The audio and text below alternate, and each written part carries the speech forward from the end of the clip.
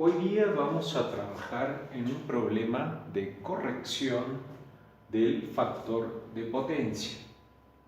En este caso vamos a plantear un problema y lo vamos a resolver utilizando los conceptos de potencia compleja o potencia fasorial. Bien, el enunciado del problema, tal cual como empieza acá, dice: un consumidor opera un motor de 50 kilovatios a un factor de potencia retrasado de 0,8. La tensión de la fuente corresponde a 230 voltios RMS o voltios eficaces.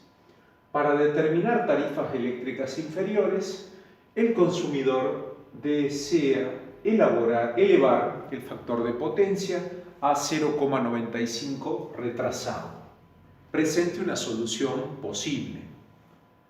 Muy bien, este problema es el ejemplo 11.9 del capítulo 11, capítulo denominado Análisis de potencia en circuitos de corriente alterna, del libro Análisis de circuitos en ingeniería de Haidt, Kemmerly, Durbin.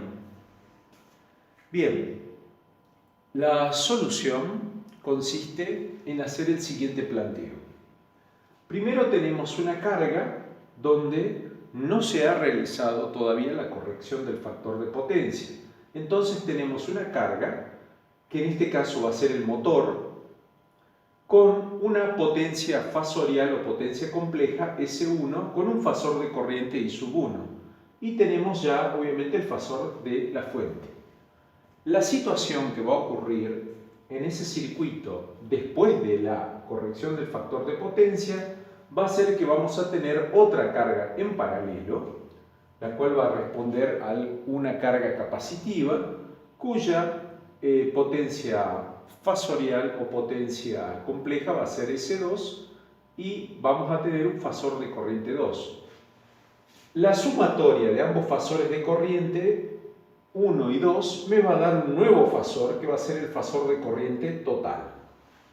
Muy bien. Entonces, para empezar a analizar esto, nos vamos a concentrar primero en la situación del circuito eléctrico antes de la corrección del factor de potencia. Para tal fin vamos a utilizar esos datos que tenemos sin tener en cuenta lo que me están pidiendo en la corrección. El fasor, por ejemplo, el fasor de tensión es igual a 230/0 voltios. Como dijimos, la potencia compleja 1 del motor es igual siempre a una potencia activa propia del motor más una potencia imaginaria reactiva. Muy bien, el dato de la potencia activa está dado porque me dice que el motor tiene 50 kilovatios. Por lo tanto, P1, la parte real de la potencia compleja, va a ser igual a 50 kilovatios o expresado en vatios, 50 por 10 a la 3 vatios. Bien, respecto a la potencia reactiva Q1, vamos a empezar diciendo que el signo de la potencia reactiva Q1 va a ser positivo porque esto significa que la carga es inductiva. Muy bien. Entonces, ¿de dónde vamos a obtener la potencia reactiva Q1? Bueno, ese dato está incorporado en el factor de potencia retrasado de 0,8. ¿Por qué? Como yo sé que el factor de potencia es igual al coseno al coseno del ángulo θ1 menos φ1, entonces, utilizando el arco coseno de 0,8 me da que ese ángulo de desfasaje va a ser igual a 36,869897 grados. Por lo tanto, utilizando trigonometría en el triángulo de potencias, yo sé que multiplicando la tangente de ese ángulo, del ángulo que tenemos acá, θ1 menos φ1, y multiplicándolo por la potencia activa 1, voy a obtener la potencia reactiva 1, es decir, el término imaginario de la potencia compleja. Y ese valor me da 37.499,99912 volamperes reactivos. Muy bien, con los dos componentes yo puedo obtener la potencia compleja fasorial antes de la corrección del factor de potencia. Entonces, esto que tenemos acá, expresado como número complejo, S1 es igual a la parte activa, 50 por 10 a la 3 vatios, más J, 37.499,999112 volamperes. Entonces, esto es la potencia compleja, potencia fasorial, antes de la corrección. Bien, lo que tenemos que hacer ahora es analizar el circuito después de la corrección del factor de potencia. Entonces, ¿qué es lo que nosotros deseamos de la corrección?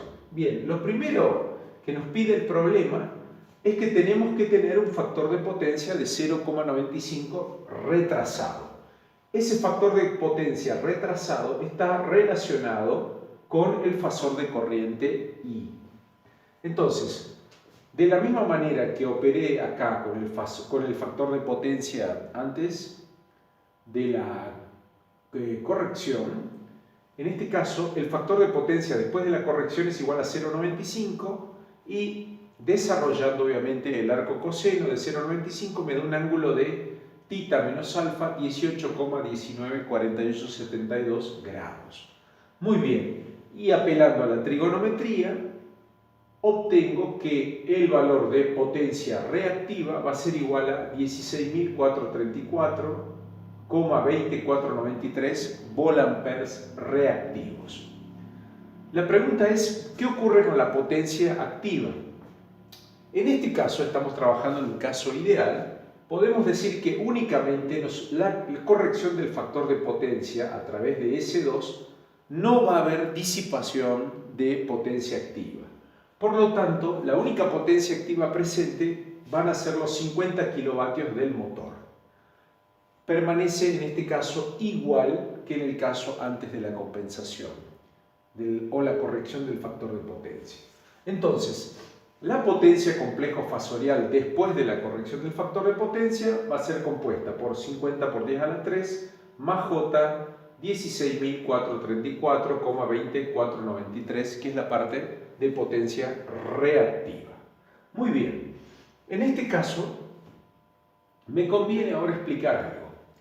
Si esa es la potencia compleja o fasorial total de este circuito, una parte va a ser la potencia compleja aportada por el motor o tomada por el motor, perdón, y otra va a ser la potencia compleja tomada por el capacitor. Entonces, esta ecuación de potencias complejas me lleva a operar algebraicamente para despejar la potencia compleja del capacitor, denominada S2. Muy bien, S2 simplemente es la diferencia entre la potencia compleja total menos la potencia compleja del motor. Hago la diferencia de los números complejos, elimino la parte real, me queda únicamente la parte imaginaria y tengo que la potencia compleja del capacitor es igual a menos J 21.065,79419. En este caso, obviamente acá es volamperes reactivos. Muy bien. Con este valor de potencia compleja del capacitor, voy a utilizar la definición de potencia compleja que me dice que la potencia compleja es igual al producto del fasor de tensión multiplicado por el complejo conjugado del fasor de corriente. Entonces, despejando, voy a obtener que como tengo el valor de potencia compleja del capacitor y tengo el valor de tensión, porque la tensión, el fasor de tensión es el mismo para las dos cargas, realizo el cociente y obtengo que el complejo conjugado del fasor de corriente del capacitor es igual a menos J 91.590.409 amperes, menos J 91,5 amperes. Ahora lo que voy a hacer es eliminar el complejo conjugado y reconstruir. Para eso, para obtener el fasor de corriente sin el complejo conjugado, lo que hay que hacer es invertir el signo de la parte imaginaria. Eso es lo que hemos hecho acá. Entonces, fasor de corriente 2, es decir, el fasor de corriente que circula por el capacitor, es J 91,59041 amperes. Muy bien. Ya con el fasor de corriente 2, lo único que tenemos que trabajar es para obtener la impedancia, utilizando ¿qué cosa? La ley de Ohm fasorial. Entonces, la ley de Ohm fasorial me dice que la impedancia 2 va a ser igual al cociente entre el fasor de tensión, que ya lo tenemos acá, y el fasor de corriente, que ya lo hemos calculado. Por lo tanto, el resultado de la impedancia 2 o la impedancia del capacitor es menos J 2,511180 ohmios. Muy bien, y por la definición de reactancia inductiva, yo sé que el valor de la impedancia 2 es igual a 1 sobre 2pi por la frecuencia por la capacidad. Despejo el valor de la capacidad y incorporo el valor de la impedancia o de la reactancia capacitiva y me queda, utilizando una frecuencia de 60 Hz como me propone el libro, que el cociente de 1 sobre 2 por pi por 60 por 2,5180 me da un capacitor de 1056,309139 por 10 a la menos 6 faradios. Si nosotros utilizamos microfaradios, entonces el capacitor va a ser igual a 1056,3. Ese es el valor del capacitor que va a corregir el factor de potencia inicial en el antes de esta situación, que era 0,8, y lo va a llevar a un factor de potencia de 0,95 retrasado. Con eso hemos concluido este ejercicio.